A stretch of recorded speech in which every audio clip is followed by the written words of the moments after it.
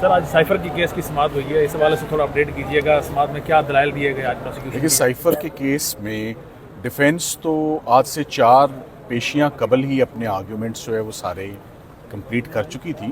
اس وقت سرکار اپنا کیس آرگیو کر رہی ہے، مگر ہم نے آج دن تک دیکھا یہ ہے کہ سرکار اپنا کیس مختصر اور ٹو دا پوائنٹ اگر آرگیو کرے تو وہ اچھا تاثر آتا ہے.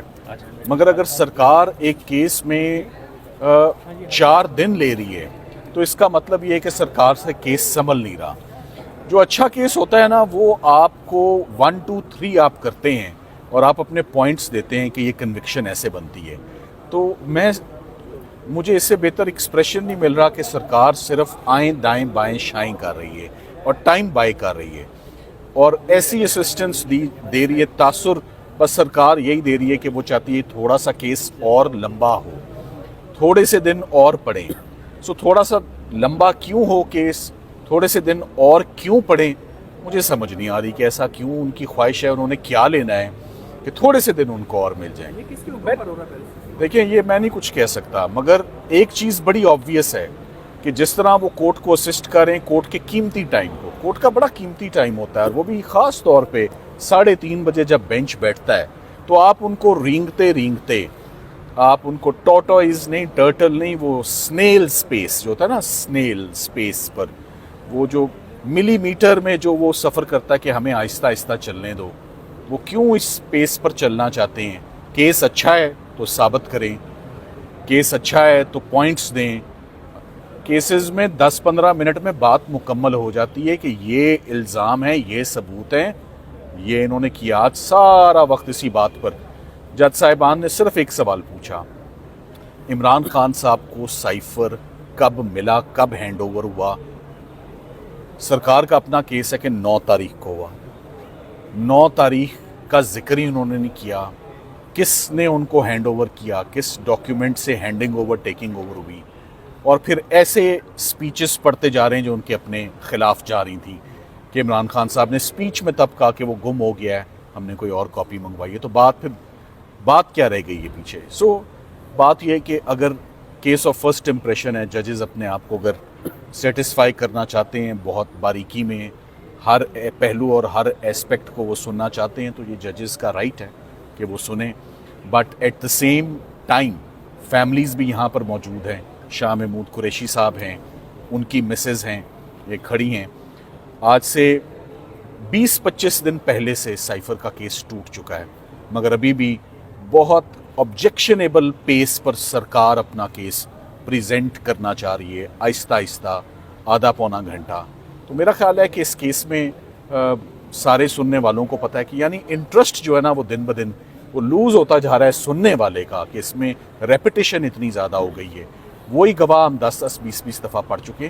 تو امید ہے کہ ججز ایویڈنس سارا پڑھا جا چکا ہے، سرکار سے ان کے پوائنٹس لیں، ان سے نقطے لیں اور اپنا فیصلہ فرمائیں. سرکار کے پاس کیا ثبوت ہے کہ جو عمران خان صاحب نے سائفر کاغذ لہرایا تھا وہ سائفر ہی تھا؟ اس حوالے سے ان کے پاس کوئی ثبوت نہیں ہے، نہ وہ آج کوئی ثبوت دے سکیں. دیکھیں ان کے پاس صرف ایک ثبوت ہے، اعظم خان کا اپنا بیان. میں آپ کو اعظم خان کے بیان کی صرف 2 لائنیں بتا دیتا ہوں کہ پھر عمران خان صاحب نے